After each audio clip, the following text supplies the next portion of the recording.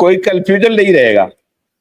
हाँ जी, तो ये एआई जो, देखिए सच्चाई खुलनी चाहिए। मान लीजिए मैं कुछ गलत कर रहा हूँ, मेरे धर्म में कोई गलत बात है, तो वो खुलनी चाहिए, वो उसमें पता होना चाहिए कि ये चीज। और हमारे यहाँ देखिए, हमारे यहाँ क्वेश्चन करने का अधिकार है, हमारे यहाँ ये भी अधिकार है सनातन धर्म में, आप ईश्वर को माने या नहीं माने आपकी मर्जी, कोई आपको फोर्स नहीं कर सकता। मान लीजिए मैं कह दूं कि मैं एथिस्ट हूं, तो मुझे कोई मार नहीं डालेगा हिंदू धर्म के अंतर्गत, और मुझे कोई मंदिर में जाने से रोकेगा भी नहीं। मैं ये भी कह सकता हूं कि साहब हाँ, ये जरूर है कि मुझे निरादर नहीं करना चाहिए जाके, और मुझे भी करना नहीं चाहिए। इस्लाम से मेरे डिफरेंसेस कुछ भी हो, लेकिन अपशब्दों का प्रयोग, किसी के साथ अननेसेसरी बदतमीजी करना या उसको हर्ट करना, ये नहीं होना चाहिए। तो क्वेश्चंस हमारे यहाँ पूछे जाने चाहिए, और मैं मुस्लिम जो बच्चे हैं उनसे कहूंगा कि आपके मन में जितने सवाल आते हैं उसका उत्तर आपको मिलना चाहिए, और चाहे वो इंटरनेट से मिले, चाहे वो एआई से मिले, चाहे आपके किसी बड़े व्यक्ति से मिले जो आपके घर में है, तो आपका अधिकार है। आप ये सवाल पूछ सकते हैं कि भाई मेल को ये अधिकार क्यों है कि आपने तलाक तलाक तलाक कह दिया और आपको अपनी पत्नी से डिवोर्स मिल गया। हाँ बिल्कुल बिल्कुल, आपको तलाक मिल गया, ये तो कोई भी मुस्लिम बच्चे बच्ची पूछेंगे ना, ये भाई बहनें तो पूछेंगे कि हमारे साथ ऐसा क्यों हो रहा है, और हमारे साथ ये अन्याय क्यों हो रहा है। वो सवाल तो पूछना ही चाहिए, उनको सवाल तो पूछना ही चाहिए, और जो मौलवी जी हैं उनको बिना क्रोध किए उत्तर देना चाहिए। उनको देखिए, एमरजेंसी नहीं लगा सकते आप किसी के आइडियाज के ऊपर, और बहुत दिनों तक आप किसी को कैद नहीं रख सकते आइडियाज। मूर्ति पूजा करने वाले काफिर हैं, उसको धरती पर रहने का अधिकार नहीं है, उसका कत्ल कर देना है, ये भी आ जाएगा जानकारी।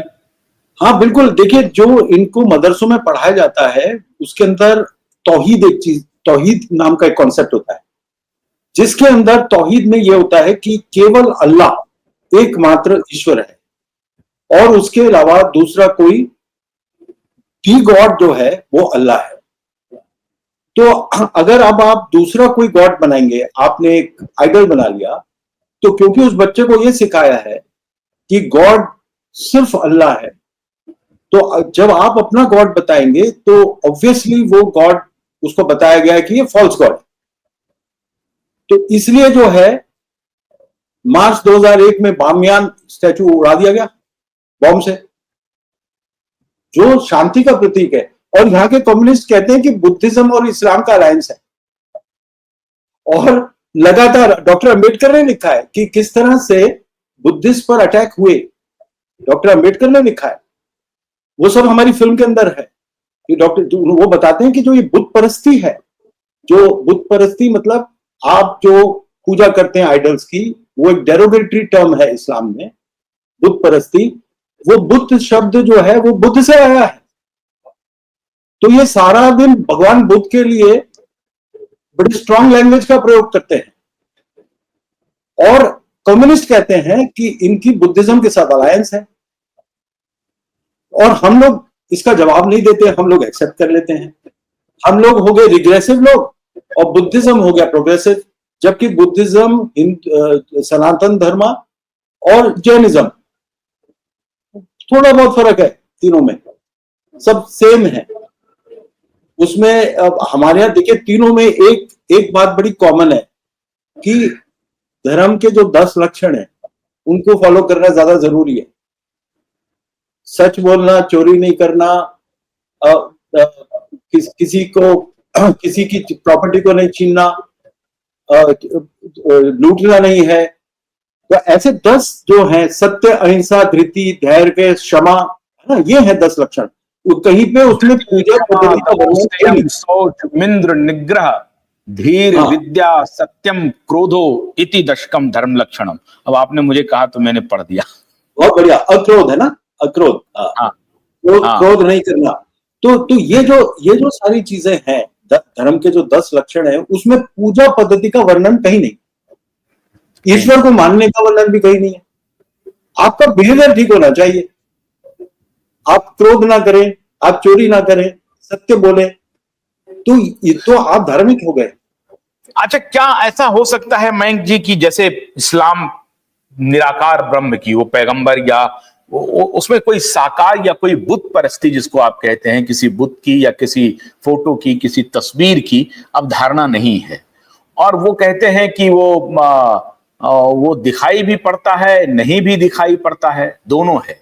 तो एक जगह आकर के आपको नहीं लगता है कि सनातन भी इसी भाव में चलता है और शायद क्रिश्चियनिटी भी एक इसी भाव में चलता है? देखिए, आप माने ईश्वर को किसी भी फॉर्म में, आप उसको फॉर्मलेस माने, आप अनडिफाइनेबल माने, हमारी औकात ही नहीं है समझने की कि वो कितनी बड़ी चीज है, या हम उसको आइडल माने।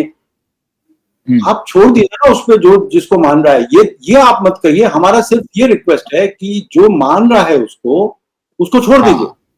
छोड़ दीजिए। आप उसको मत कहिए कि मैं बताऊंगा जी कि आप गलत कर रहे हैं, और आप अगर नहीं माने तो सबसे पहले तो मैं आपकी मूर्ति तोड़ूंगा और उसके बाद आपको मारूंगा, उसके बाद गर्दन काटूंगा। ये जो सारी आइडियोलॉजी है सेल्फ राइटियसनेस की और वायलेंस की, ये रैशनल नहीं है। ये जो है ये बड़ी घातक और बहुत वायलेंट आइडियोलॉजी है, जिसका निवारण होना चाहिए, नहीं तो असंख्य लोग मारे जाएंगे, जिसमें मुस्लिम्स का भी होगा, क्योंकि मुस्लिम जब अटैक करेंगे तो उन पर दूसरे लोग अटैक करेंगे, तो सभी लोगों के ऊपर क्षति पहुंचेगी। तो शांति का मार्ग यह है।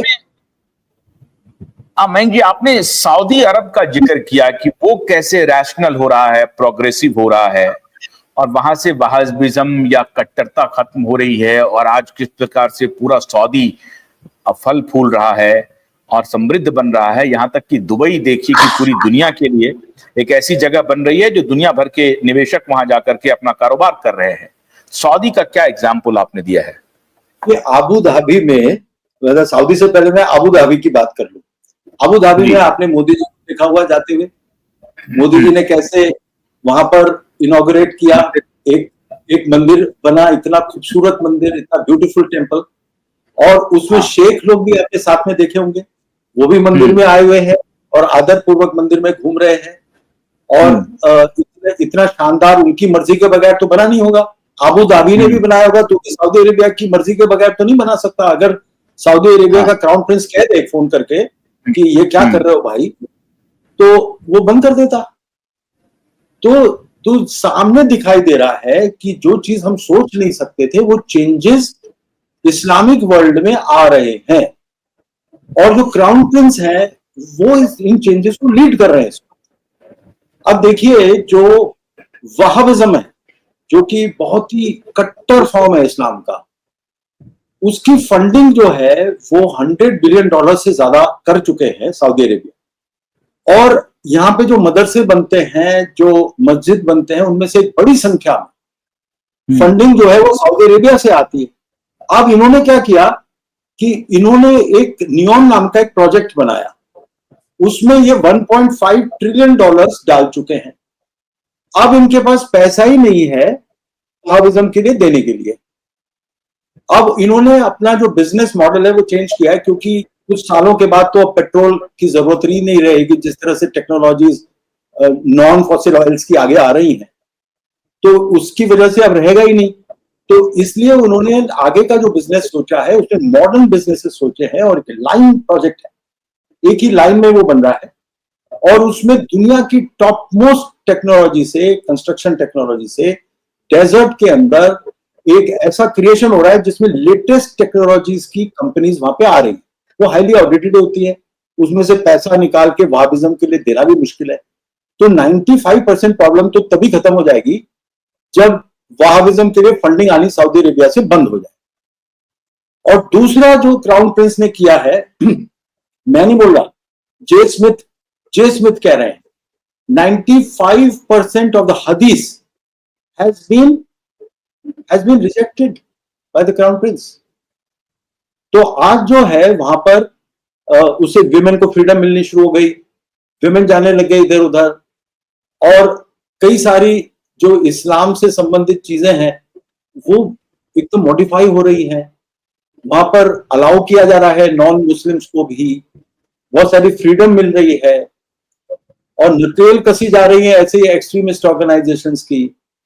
तो जो क्राउन प्रिंस कर रहे हैं वो एक बहुत बड़े रेवोल्यूशन को हेड कर रहे हैं, और ये रेवोल्यूशन जो है वो धीरे धीरे परकुलेट होगा। सबसे बाद में शायद इंडिया और पाकिस्तान में आएगा परकुलेट होके, लेकिन काम वहां पे शुरू हो गया है।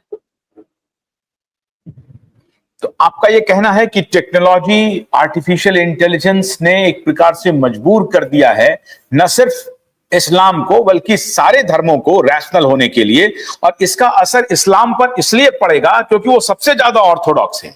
आज भी वो बदलने के लिए तैयार नहीं है। कम से कम भारत और पाकिस्तान के मुसलमान तो बिल्कुल बदलने के लिए तैयार नहीं है। ऐसा नहीं है, भारत और पाकिस्तान का मुसलमान बहुत तेजी से बदल रहा है। और आपने जो एग्जाम्पल दिया कि पाकिस्तान में 2014 तक जो है सुसाइड बॉम्बर को सपोर्ट करने वाले 4%, अब तो कम से कम 0 पे हो चला गया है। तो पाकिस्तान भी प्रोग्रेसिव हो रहा है, और भारत में भी जो ये देमबंदी और मदरसों की जो ये चल रही थी फैक्ट्री, वो भी अब खत्म होने वाली है। और टेक्नोलॉजी और आर्टिफिशियल इंटेलिजेंस इस्लाम का जो कट्टर बुर्का है उसको बाहर उतार के फेंक देगा, और ये मजबूरी होगी कि इस्लाम को रैशनल होना ही पड़ेगा। और रैशनल का मतलब है सह अस्तित्व, सहयोग, सबके साथ मिलजुल करके रहना, जिहाद करना। हमारे धर्म में आ जाओ, मान लो हमें, नहीं तो हम तुम्हारा सर कलम कर देंगे, सर तन से जुदा कर देंगे। ये चलने वाला नहीं है।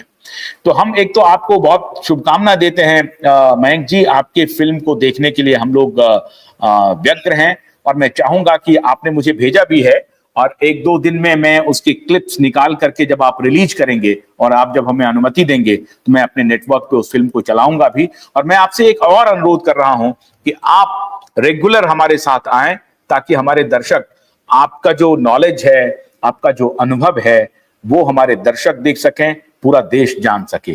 तो बहुत बहुत शुक्रिया मयंक जैन साहब, हमसे बात करने के लिए बहुत बहुत शुक्रिया, धन्यवाद। नमस्कार।